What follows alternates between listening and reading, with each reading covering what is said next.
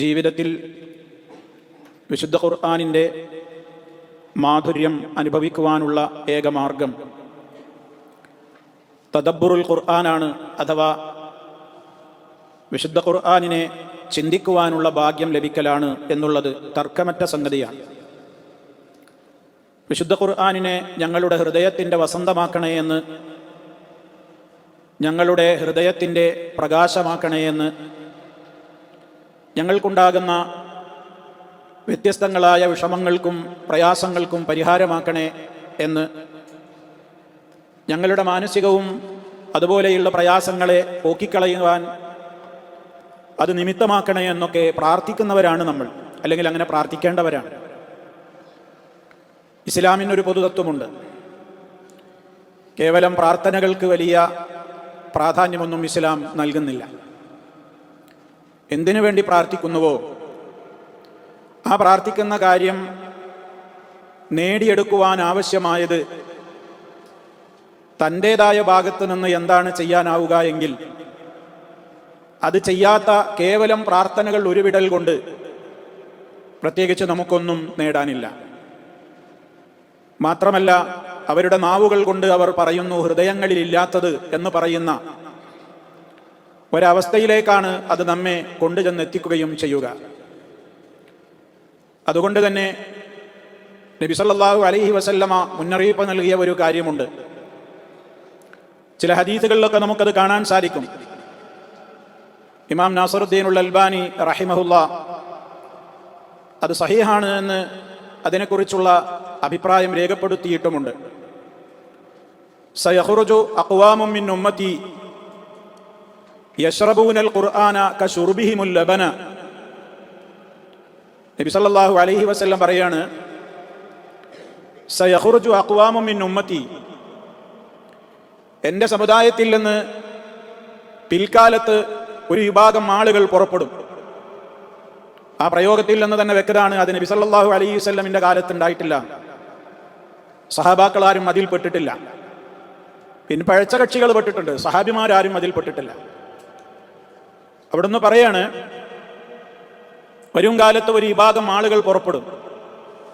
യശ്റബൂനൽ ഖുർആനാണ്, അവരെ ഖുർആൻ കുടിക്കും. കശുർബിൽ ലബൻ, പാല് കുടിക്കുന്ന പരുവത്തിൽ. അത് വിശദീകരിക്കുന്നിടത്ത് പണ്ഡിതന്മാർ പറയുന്നു, എന്താണ് ആ പറഞ്ഞതുകൊണ്ട് ഉദ്ദേശം?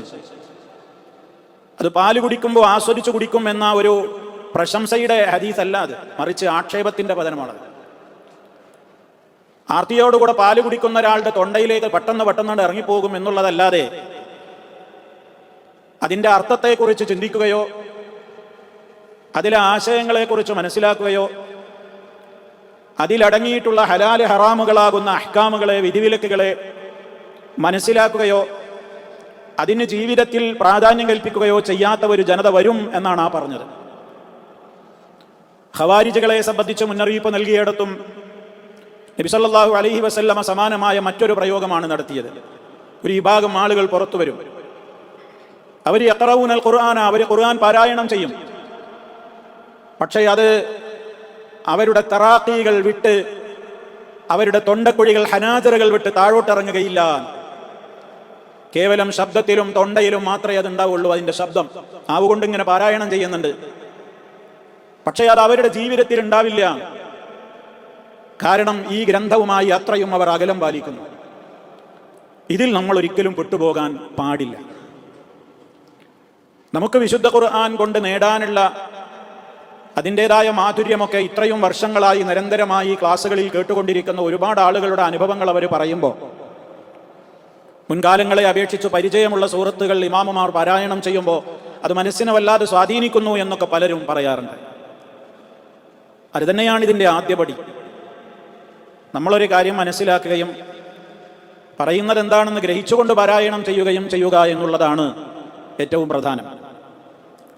അതുകൊണ്ട് തന്നെ വിശുദ്ധ ഖുർആനിൻ്റെ തദബ്ബുർ, അത് ഫഹ്മ് അഥവാ വിശുദ്ധ ഖുർആനിനെ ഗ്രഹിക്കുക, ചിന്തിക്കുക, അതൊക്കെ നമ്മുടെ ജീവിതത്തിൽ വലിയ മാറ്റങ്ങൾക്ക് കാരണമാകും.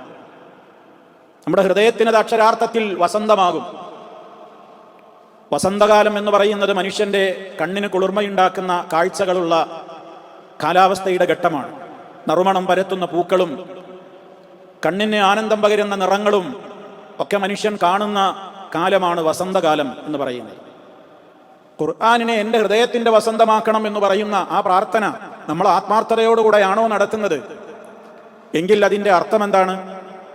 എനിക്ക് ഖുർആൻ കേൾക്കുമ്പോൾ വലിയ ആനന്ദം തോന്നണം, എനിക്ക് ഖുർആൻ പഠിക്കുമ്പോൾ വലിയ ആവേശമുണ്ടാകണം, ആ കാഴ്ചയും അതിൻ്റെതായ മണവും അതിൻ്റെതായ ആ മനോഹാരിതയും എൻ്റെ ജീവിതത്തിൽ എനിക്ക് നഷ്ടപ്പെടാൻ ഇടവരരുത് എന്നാണ് ആ ചോദിക്കുന്നത്.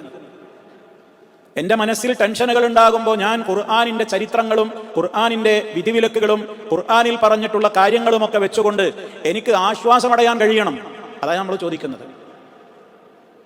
അപ്പൊ നമ്മൾ ചോദിക്കുന്നത് എന്താണോ ആ ചോദിക്കുന്നതിനോട് കൂറുപുലർത്താൻ നമുക്കാകുന്നില്ലെങ്കിൽ ആ പ്രാർത്ഥന ഫലത്തിൽ